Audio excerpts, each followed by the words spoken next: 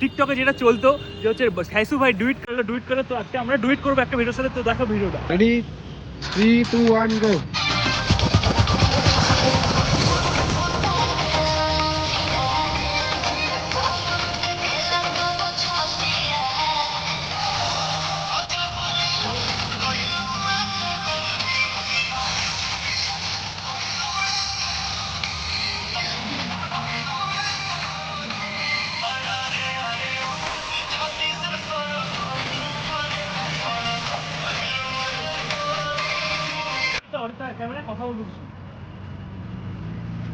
তো গাইস এটাই আজকে আমাদের ব্লগের পার্ট ছিল। আমরা এসেছিলাম, আমরা নাচ করলাম, অরিত্রকে তোমরা দেখতে পেলে।